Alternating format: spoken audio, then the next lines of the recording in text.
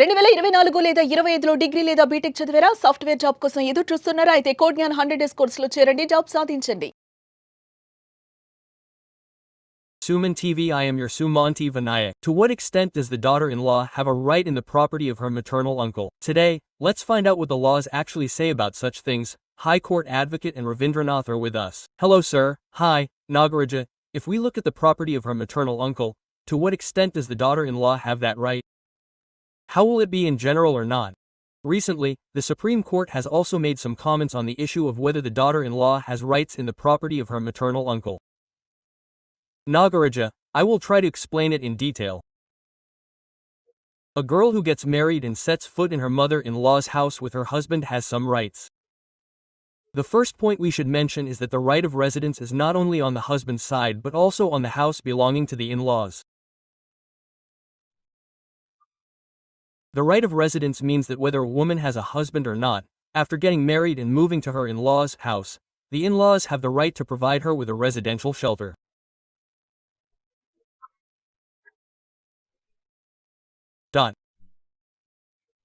That is, the house may not be in her name or may not be in her husband's name, but it will only be in the name of her in-laws.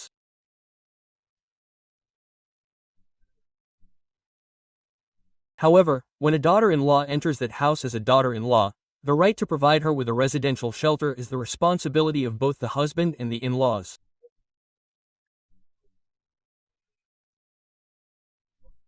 It is not up to the in-laws to say that since you got married, you should move out. The daughter-in-law must have a residential shelter in that house. That is, she also has the responsibility to provide shelter and protection to her. So let me tell you something more about this residence. I mean, the property was not in her husband's name. Similarly, it is not in her name. However, she still has the right to stay in the house. If any aunt or uncle tells her that she has no right to stay in the house because the house name is not in your name, so go out, we will also have the opportunity to take action against those who are harassing her, against the aunt or uncle. Similarly, she does not have the right to that property. That is, the aunt or uncle are in that house. She only has the right to shelter, except for the property, she does not have any ownership rights.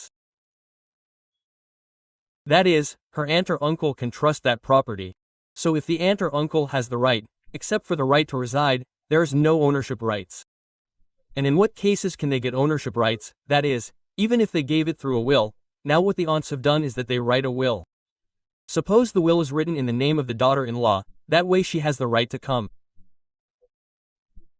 Apart from that, if it is the property of the ancestors, the daughter-in-law will not have any rights over the house directly except for the right of her husband in that house according to the ancestral property. This is the right of first point shelter, but she will not have any ownership rights, i.e. property rights, in any situation.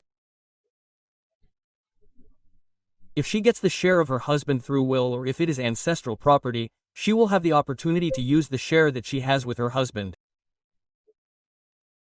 This is the right related to the first residence, i.e. shelter. The number 2 right is called the right of women's wealth.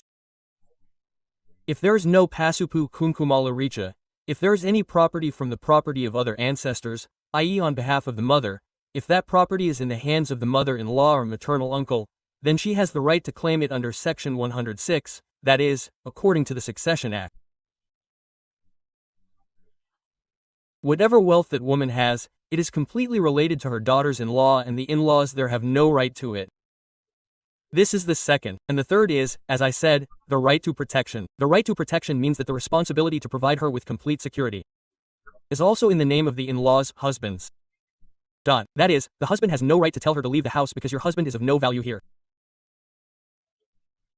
At the same time, the in-laws have the responsibility to provide complete protection to the girl and the daughter-in-law who comes to that house according to the Domestic Violence Act of 2005. This right to protection is part of property ownership rights, that is, according to Article 21, she has the right to live freely. Similarly, if she is not provided with the basic needs like food, shelter, and cloth, and is subjected to mental, physical, financial, or social harassment, according to the Prevention of Domestic Violence Act, 2005, girls have the right to take action against their in-laws. Okay. The fourth is inheritance rights. What inheritance rights mean is that whatever is inherited from the ancestral property, that property does not directly belong to the daughter-in-law. It belongs only to her husband. If she has a bone with her husband, that means that she does not have a direct right to them unless the husband is alive. Only after the death of her husband, she also gets a vote on that property under the legal heirs class 1 legal heirs. Okay, after getting married and moving to the in-laws' house, the minimum rights that are provided to her by law, such as the right to residence or inheritance rights as I have just mentioned, as well as the right to protection and the right to women's property, all these are directly provided to the girl in that house. Apart from these, if the in-laws or uncles harass her mentally as I have just mentioned, she has the right to go to the court or the police station again and freely enter her personal details, or if she goes, the in-laws or uncles will also have the right to take legal action against them. That is, overall, we understand that according to the law, she has inheritance rights. Similarly, the in-laws should be completely in the house. Why are we repeating this matter specifically? Nagaraja Garu tries to throw out the husband and daughter-in-law after marriage in many places. They are in a lot of trouble, they may be millionaires, but the girl who went to that house is facing difficulties even for the most basic needs. In such cases, all these laws are protective for her in many ways. Nagaraja said in great detail that there are total 4 points, because every girl has a responsibility to increase her awareness about them and move forward. He said it very well, but in relation to these, everyone is suffering from some problem. Especially in the case of girls, such people will approach you. How should you approach them? The main responsibility is to know the rights you have under the law. When those rights are lost, we also have the opportunity to get those rights back through the court. In such cases, if you have any problems related to this, whether civil or criminal, contact the number given below. Legality will definitely approach you and you will have the opportunity to resolve any doubts.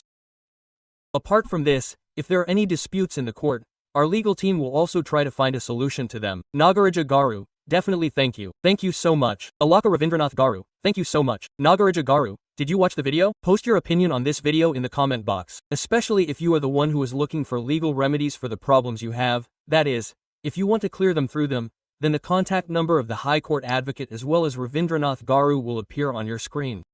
You can call or message him and book an appointment immediately. Like this video and be sure to share it. For more such videos, please follow our channel. Thank you. For your personal and business promotions on Suman TV, contact the following number.